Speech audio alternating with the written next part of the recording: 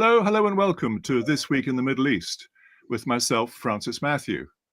This week, unfortunately, we're not joined by Eddie, my co-host, but we are joined by Dr. Turki Faisal Rasheed. Dr. Turki, welcome. Marhaba, thank you. Very good to have you with us. Dr. Turki, you're a businessman, a prominent businessman in Saudi Arabia, and you've also developed a position where you're a commentator. You write in the local newspapers. You have a book coming out with Routledge and UCLA quite soon.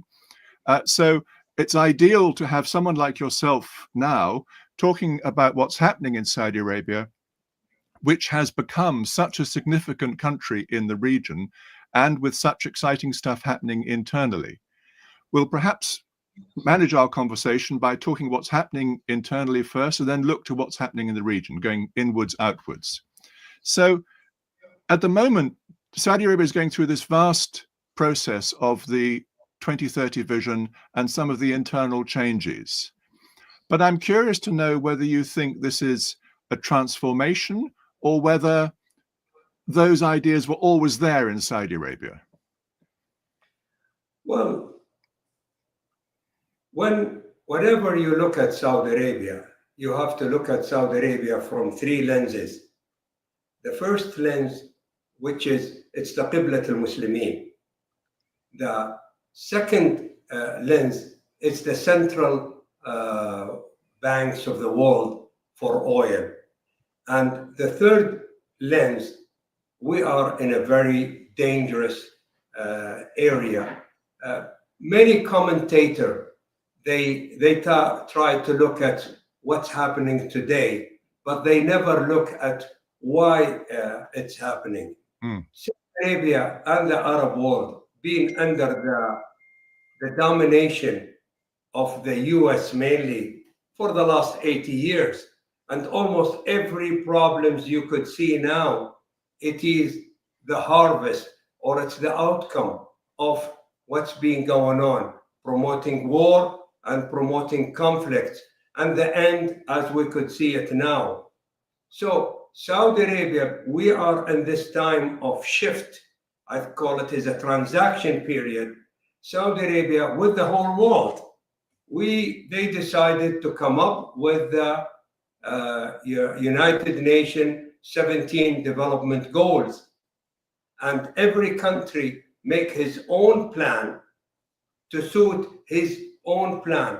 It is unfortunate. Most of the countries around the world are doing poorly. Luckily, leading Saudi Arabia, because, like what they said, it's the national power of a country. It's the natural resources plus the human capitals, all this multiplied by would you like to guess? The will. A leadership, I was going to say. So if you didn't have a will of a leadership, you cannot achieve anything. So luckily, for the last 10 years, we have a will to make the changes, not to distracted by what people want us to be distracted with, which is promote war and conflict for the special interest group and mainly the military-industrial complex. So we are going for sustainability, providing the basic human need for Saudi Arabia, and now it is expanding to all the Arab world. Majority of the Arab world, they don't have the basic human need requirement. And in Saudi Arabia, are there still vast inequalities? So talk to me about how the need for jobs. What I understand is that, like most of the Gulf, 60 or 65% of the population is under 20, which means there's a very substantial number of young people growing up who will need to have work. Well, wealth brings problems. There is some economists, they call it the curse of the natural resources. You as a British, you could understand when you had the North North Oil Sea, you know, what did Margaret Thatcher did with it, you know? Rather than she spend it in infrastructure and improving government, she reduced taxes and she gave it to the rich and hoping that the trickle economy will go down. Well, it didn't.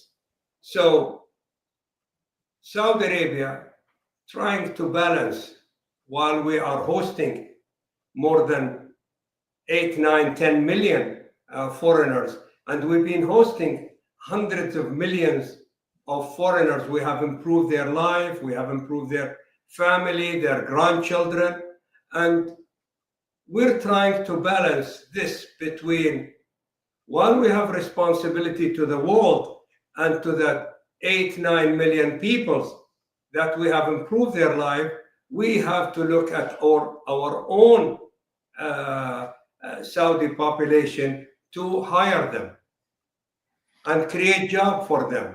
But presumably, this is in a good situation, because in contrast to a country like Egypt or Iraq, where there are similar proportions of young people growing up, but no room for them to work, in your situation, you have a situation where young people coming in can slowly, over a generation, displace some of the expatriate workers.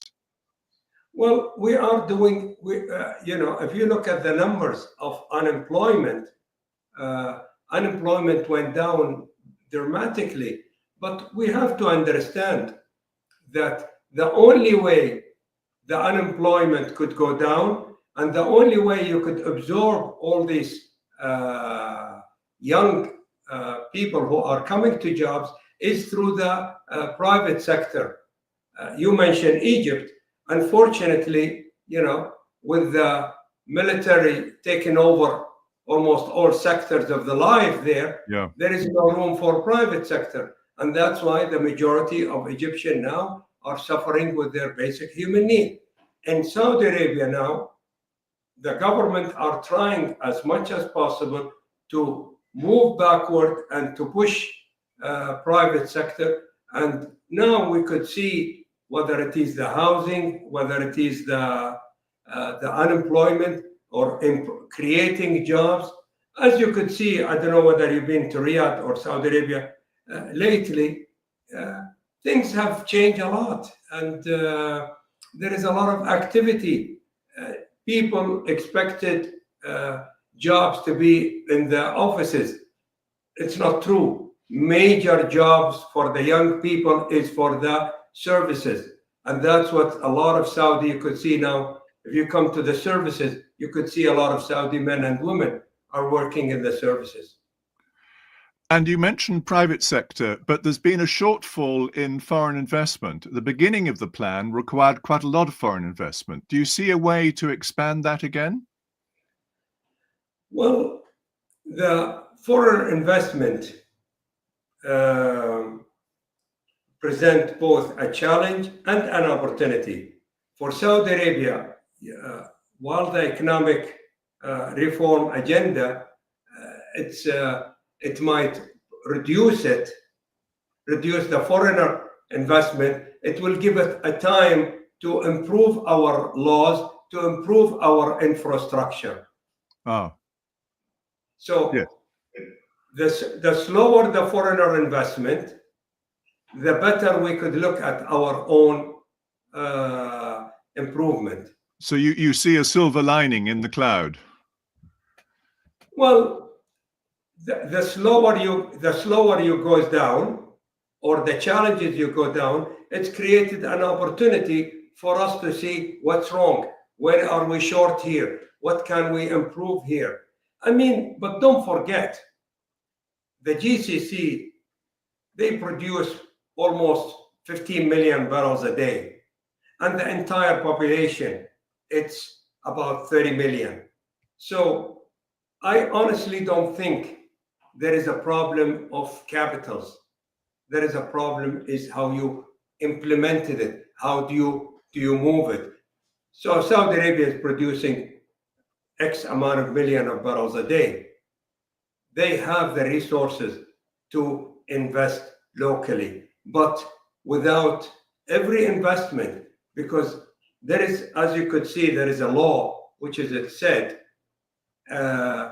every solution you could make it for this era, make sure it is a major problem for the next era.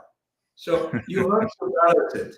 It's not a matter of let's fix it here. You fix it here, there is a problem here. So you have to balance it. Management, leadership is managing not between right and wrong. It's between the less devil or the less evil.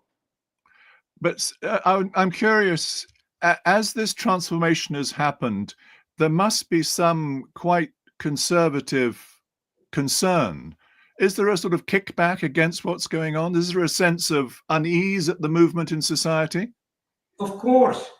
I mean, in your own home or anybody's home, if you come and you just change the structure of the chairs, just the setting of the chair, 50% of the people will hate it. Why? Because why did you change? So I think Nietzsche, the German philosopher, he said, people will hate you as much as you do changes. Yes, that is the job of a leader. They make the change and they make the positive change. And when people see it, they see your success, then they follow you because success created success. And that success, with Crown Prince Mohammed bin Salman taking a leading role, has brought Saudi Arabia to be a prominent player in the region. The Arab Spring, which we still call it 2011, and then the anarchy which followed, created us a turmoil and some chaos in the region. But Saudi Arabia and the other Gulf states were the ones which were still left as nation states, and they applied their new leadership to great effect in the region. There's been, I'd like to go through some of the issues there, but in particular, currently, Israel and Gaza, Palestine, is a top issue which has been bedeviling the region for decades. There was a concept that Saudi Arabia would join the Abraham Accords. This was before the Gaza war started, or maybe the Gaza war started in order to stop them in part. How do you see the way forward, particularly in Saudi Arabia's role in that disaster? Well, let's talk about, you touched too many subjects, but let's break it as much as I could understand it. If we talk about Saudi actions on Gaza and the Palestinian right, Saudi Arabia it's committed to advocate for Palestinian right, while presuming balances approach that Israeli occupied Palestine, and that's what all these people, they make all this initiative and they talk about the initiative. The main issue is the occupation that's been going on for 77 years. We addressed that in the Arab Initiative, which is the 2002 Arab Initiative. Yes. We're trying to facilitate a constructive dialogue among all parties. However, achieving a sustainable peace require a genuine cooperation, particularly from the United States. But we have to understand, I always believe, follow the money to understand what's going on. So follow the money. What is the problem? I believe any problems in the Arab world, in the Middle East for the last 80 years, if you want to understand it, follow the money to understand what's the real motivations behind it. If you look at the Israeli lobbies in the US, it's have succeeded in, or it is a significant factor of influence in the US foreign policy in the Middle East. It's a political clout of Israel lobbies, advisories, coalition of an individual organization. And I will quote it, the Israeli lobbies and the US foreign policy by John Merschmeyer, and I think it's Stephen Walt. They argue the lobby has played a pivotal role in shaping American policy regarding the Israel-Palestinian conflict. It has been an instrumental facilitating the controversial invasion of Iraq. They were a major part of getting America to invade Iraq. Crisis contend that such policy have major impact. If you want to speak about the accord, the Abraham Accord, it's the potential inclusive of Saudi Arabia to the Abraham Accord. Yep. It must be a significant opportunity, but there is a cost, there is a price, we know the Israeli government, like what a major at the Haaretz writer, I have a lot of respect for him, he said the Israeli society, they got fed fear with their mother's milk, and they feel that is everybody gonna get after them.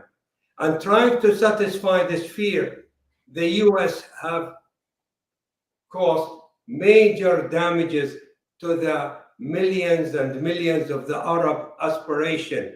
Israel is the only satisfaction is to make it safe. And that safety, it's an illusion. If you have a paranoia from fear, there is nothing could solve that unless you solve it with yourself. So it's not a matter of Abraham Accord or Oslo I or Oslo II. It is that we have to understand the main problem. The main conflict for 77 years is the occupation of the Palestinian. I think almost the entire world are agreeing with the international law. There is only two countries against it, which is Israel and the US. And if you read the Israeli newspaper, you could see how much they are suffering. I mean, I think I just read it a few days ago. They are on the verge of civil war, because you cannot just keep feeding people of promoting war, promoting conflict for the interest of a special group. People in the area are suffering. My argument, the US have been promoting war and conflict for the last 80 years for the special interest of a special group. My argument, if we promote peace, if we promote sustainability, if we promote the basic human need for people, it's not billions, it will be trillions. I hope the American administration, with all the rich and billionaires around him, and he understands money, the opportunity to go from war and conflict, that's only benefit the military-industrial complex, which is, we can go back to Eisenhower's speech. We can go on to development, which is the Arab world, and everybody will be investing billions and billions of dollars for the benefit of everybody. Enough war. But this is the heart of the ideas behind the Arab Peace Initiative, which you mentioned, which was originally a Saudi notion, which got picked up by the Arab League. It is the core Arab position. But you're faced with a Netanyahu government and successive Israeli governments backed by the US who don't want to deal with this. So while it remains an aspiration, I think the reality has to be more occupation and perhaps annexation. Well, reality changed very, very quickly. I mean, just a few months ago, Ukraine was a major part. It's a human right. We have to defend Ukraine. For the last 25 years, since I think 2007, Bill Clinton and everybody after him, they push Ukraine to be going back forward. Superpower don't have friend. They use you, and then when they finish with you, they will dump you. I don't know whether it will be in my lifetime or your lifetime, but I assure you, the Prime Minister of Israel will face what the President of Ukraine have faced in the US. Superpower use you, when they finish with you, they dump you. There is a saying in Arabic, you cannot empower yourself against your close neighbor by a far person, because that person will leave and your neighbor will be there. You don't choose your neighbor, you don't choose your relative, but you have to work with them. Correct. Whether, you know, some of the Israeli leadership, they don't know that Israel is being planted in the Arab world. It's not in near Georgia or near Montana. It is in the Arab world. So you have to be part of this country. You cannot say we will kill and destroy and de-arm any resistant, and we will cut all these countries around us to a small pieces. That doesn't last long. Sooner or later, and history prove that is resistant for freedom, there always will win. Well, we have to hope, but I think it's going to be quite a long wait. I'm curious to ask you how you see the new Trump administration. It's had a fairly chaotic start, but in Trump 1, he made some quite significant connections with Saudi Arabia. I'd like to know how you think Trump compares with Biden or with any others, or what you expect from the new Trump administration. Well, my idea is, right now we have three powers, three fighting powers. The first power, which is keeping the thing as status, as it is now, and promote war and conflict, and that is basically the military-industrial complex in the US and somewhere else, plus the Netanyahu group. There is other group, which is like the Russian and the Chinese. They want to make sure it's a soft landing for the US domination. And then there is a third power, which is Saudi Arabia is leading, which promote peace, prosperities, development, sustainability. I hope, and many people hope with me as well, that is with Trump and all the billionaires around him, they could see there is more money, there is more benefit on that road rather than the road of going for fighting. As you could see in Europe, for the last 70 years, they were enjoying, while the Russians are fighting the Americans, they're taking all the prosperity. So this fighting and fear and enemy, it worked for some people's benefit. Now, for Europe, all of a sudden, what do? Do we buy more arms? Yeah, why don't you try to make a deal with the Russian? The Russians are your neighbor. You have to work with them. You don't have to be friend with them. You don't have to be enemy with them, but you have to work with them. I'm happy the European now, they came to Saudi Arabia and to the GCC. They're trying to build their oil and energy security. So we have enough war for 80 years. And what's the benefit? The marriage of capitalism and democracy, it leads us to where? It leads us to 5-6% own more than 50% of the US population? Is that the world we want to be? Yes. I mean, you cannot help it. If in the UK, for example, while you are struggling with poverty and people cannot put food, rather than they try to solve it, they write a memo, I think they call it the D memo, to all the newspaper and to the media, and they tell them, don't talk about poverty, the D, don't talk about it. Talking neighbors, one of your neighbors to the east across the water is Iran, with which Saudi Arabia has had a difficult time. But there is that at least sort of understanding developed, sponsored at one stage by the Chinese at the beginning. Do you see a warming of relations there as some of the Iranian, let me say, allies around the region, some of the militias have gone through a bad time? So Iran is perhaps on the back foot?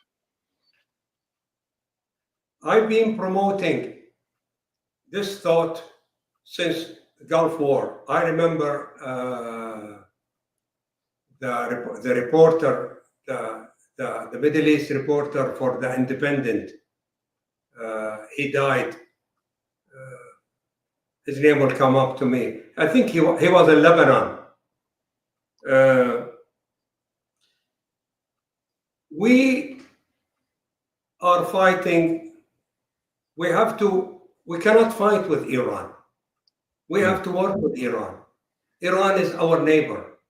If we look at who's the winner of the war between Arab world and Iran, it's the same. If I believe Iraq, Saddam Hussein, it's the same as Ukraine and Zelensky. It's they created him, they blew him out, gave him all the weapon, everything you need, just go fight your bigger neighbor. And then when it's finished, they destroy him. Iran, we have to work with it. The outcome is crippled Iran. In the 80s, they basically bankrupt most of the Arab world countries. And Iran, let's look at who's the beneficiary. Follow the money. The more war with Iraq and with Iran and the Arab world, the more weapon. But we could use those weapons into less. Don't get me wrong, we all have a lot of difference, but we could manage the difference. Yes. But we have to manage it in a way that is benefit for all of us. And I am very happy when Saudi Arabia have made that decision. We need to work with Iran. I mean, let's face it. When the US decided to go and to join together with Iran, they didn't even talk to us. They didn't even talk to the European. They just said, okay, we'll make a deal with Iran. This is Obama's JCPOA. Exactly. It's the same. deal. It's the same with what's happening now in Europe and Russia and the USA. Yes. You have to think of being as a tools for a superpower. Yes, when a superpower push you, you have to move, but you have to move based on the push, not based on the will. They tell you jump, you tell them how high. No, they push you 1 meter, you move 99 centimeters. Right. But if they tell you we would like you to move, you don't move an inch because it's against our interest. One final area before we run out of time, Dr. Turki. I'm curious to know how you see events maybe moving in Syria, where Ahmed al-Shara'a came out of Idlib. He has his own Islamist background, but he's set up a new government, replaced al-Assad's regime. Is it going to be a big step forward? Is it going to be another Islamic state, or where do you see it landing? Unfortunately, especially the Western commentator and writer, when they talk about what's going on now today. If we look at Syria in 1949, the first elected government by Shukri al-Qutali, it was overthrown by the CIA. They overthrew him and they brought a military. And after that, they brought the Egyptian military. If you look at what happened in Syria, out of the blue, the Washington Post decided, they said, the Syrian Bashar al-Assad have to go. Why he has to go? Because we need to make a gas pipeline going from Qatar. It goes to Europe, so we could destroy the Russian power, because the Russians have two power, gas and oil. So we could destroy both of them. And that's what's happening in Syria. Saudi Arabia I am very happy that they took the initiative. Syria is our neighbor. We have to work with Syria. We have tried to, as much as possible, try to solve the problem, keep away a military takeover. Don't forget, the Israeli, their published goals is we have to cut pieces all the country around us to suit our own paranoia from fear. And we have to kill all the resistant. We have to keep that. We have to live up in this country. And we have to support Syria. We have to support Iraq. We have to support all countries into moving forward on sustainability. And you know what they call it is the culture strategy. When one country succeeds, then every other country will follow and try to follow them. And that's what we are hoping to achieve. Interesting. Interesting. Sir, thank you very much indeed. It's been a very interesting conversation. I think you're an optimist. You seem to have a lot of hope for this region.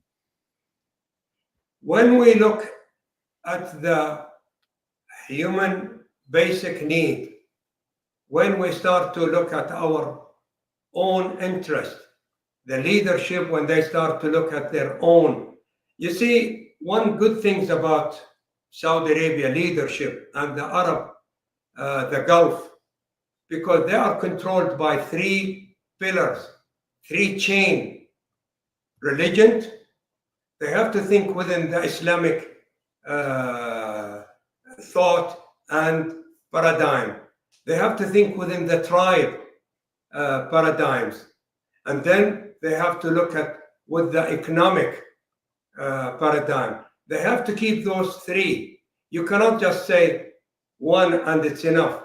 So Saudi leaders, they are in line with the majority of Saudi for their national security, for our own securities. Sir, you've just summed it up very nicely. Thank you very much for a very interesting conversation. I thank you very much. Thank you for having me. Thank you. Well, there you have a very interesting outline on the region and what's happening in Saudi Arabia. Dr. Turki gave us quite a lot of ideas there, but very optimistic, although he did say it would take a long time for some of this to happen. I'd like to hear from you. Please tell me if you agree with him. Some of his ideas are controversial. Or please tell me if you don't agree. Either way, we need to hear from you. Meanwhile, it's coming up to Eid, so if I may, I wish you all Eid Mubarak. Assalamu alaikum, rahmatullahi wa barakatuh.